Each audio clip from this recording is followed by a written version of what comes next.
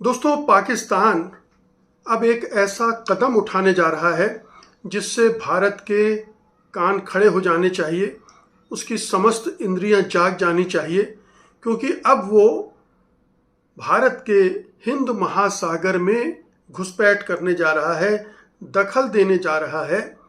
और ये एक बड़ा डेवलपमेंट है हिंद महासागर में, जो पाकिस्तान अपनी नई हासिल की गई पनडुब्बी के ज़रिए करना चाहता है।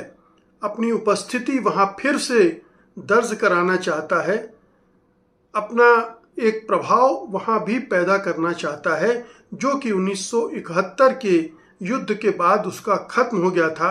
बांग्लादेश बनने के बाद वो वहाँ से खदेड़ दिया गया था, लेकिन अब वो दोबारा उस इलाके में प्रवेश कर रहा है। और इसके लिए वो चीन से जो अभी अत्याधुनिक पनडुब्बी उसने हासिल की है, जिसको उसने हैंगोर नाम दिया है। हैंगोर नाम क्यों दिया है इसके बारे में भी मैं अभी आपको बताऊंगा, लेकिन ये बहुत ही अत्याधुनिक पनडुब्बी है।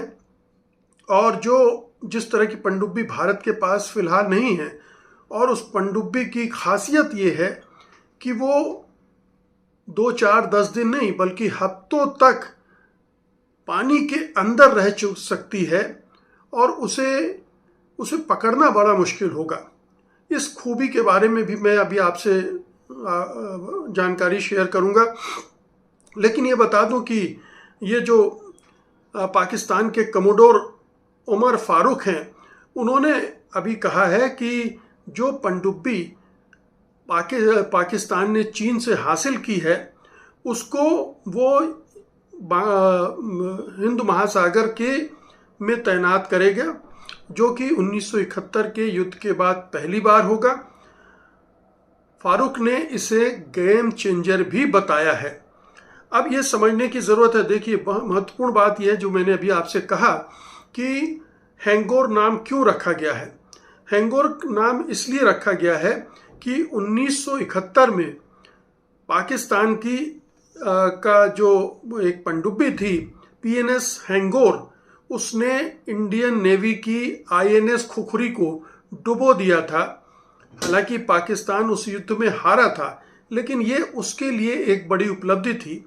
तो उस सिंबॉलिक सफलता के लिए उसने इसका नाम हैंगोर रखा है, और उस हैंगोर को दोबारा वो हिंद महासागर में तैनात कर रहा है। ये एक महत्वपूर्ण बात है। अब ये हो क्यों रहा है, क्यों किया जा रहा है, पनडुब्बी को लेकर क्या योजनाएं हैं पाकिस्तान की, ये सब समझने की ज़रूरत है। तो सबसे पहले तो आपको ये बता दूं मैं कि पाकिस्तान चीन से ऐसी 8 पनडुब्बियां खरीद रहा है।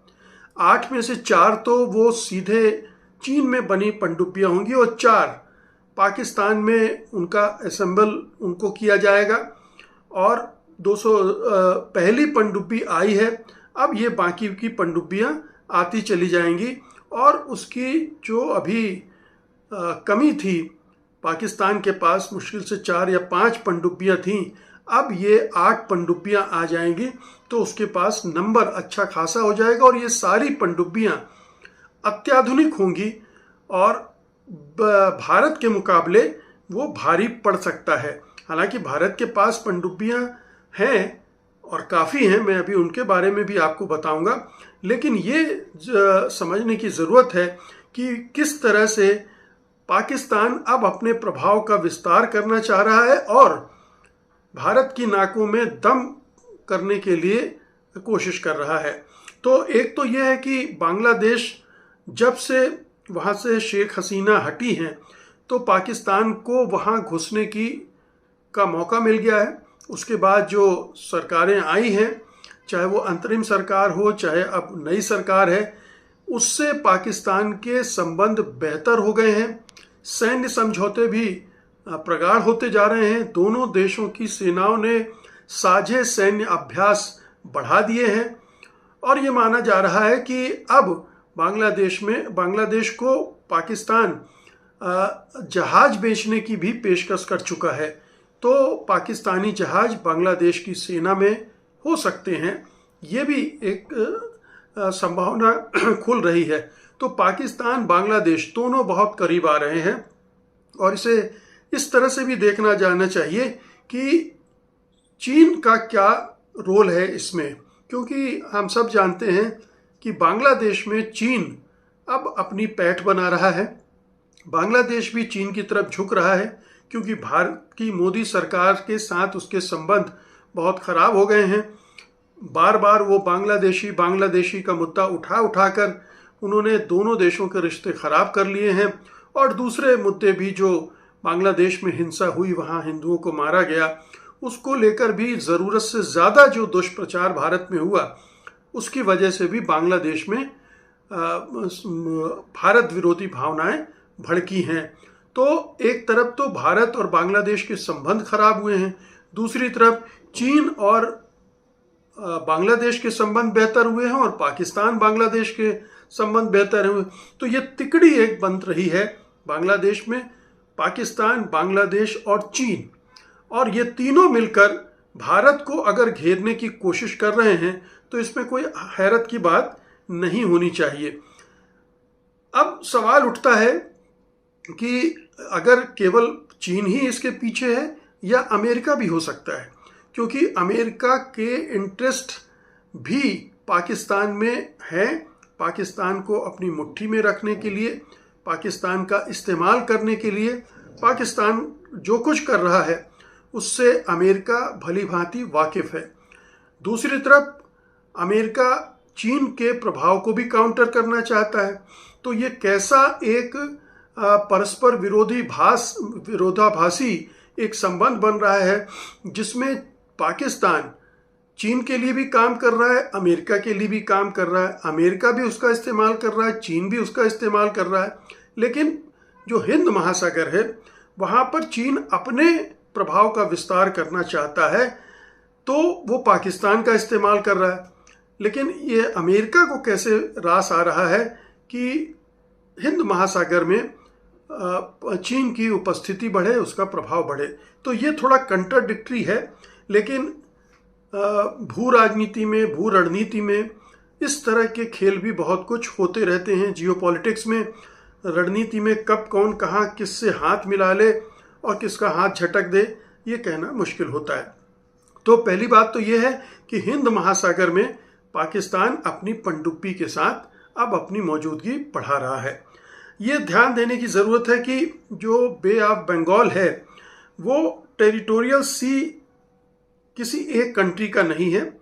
जो इंटरनेशनल लॉ है उसके हिसाब से जो कोस्टल तटीय देश होते हैं वो अपनी संप्रभुता का इस्तेमाल 12 नॉटिकल माइल्स या लगभग 22 किलोमीटर तक कर सकते हैं अपनी कोस्ट लाइन में, तटीय जो पूरा क्षेत्र है उसके। और जो सोवरेन राइट्स हैं एक्सक्लूसिव इकोनॉमिक जोन के लिए, वो तकरीबन 200 नॉटिकल माइल यानी 370 किलोमीटर तक उनका इस्तेमाल कर सकते हैं। तो ये जो 22 किलोमीटर का क्षेत्र है उसके बाहर वो इंटरनेशनल वाटर हो जाता है और वहाँ किसी भी देश को किसी भी तरह की सैन्य गतिविधि करने का भी इजाज़त मिली होती है, वो कर सकता है। और पाकिस्तान इसी का फ़ायदा उठा रहा है, उठाने जा रहा है।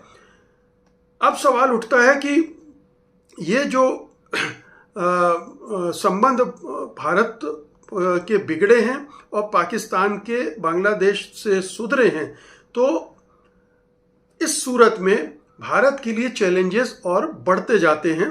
भारत के लिए हम जानते हैं कि बे ऑफ बंगाल का बहुत ही स्ट्रेटजिक इम्पोर्टेंस है। जो हमारी ईस्टर्न नेवल कमांड है वो विशाखापट्टनम और अंडमान निकोबार में है। यहाँ ट्रेड, एनर्जी रूट्स हैं और इंडो पैसिफिक यानी इस भारत प्रशांत क्षेत्र में हमारी भी अपनी एक सैन्य एम्बिशन है कि हमारा कंट्रोल हो, हमारा प्रभाव हो। और इसलिए जब पाकिस्तानी प्रेजेंस वहाँ होगी तो इंडिया के लिए कुछ ना कुछ परेशानी तो खड़ी करेगी ही।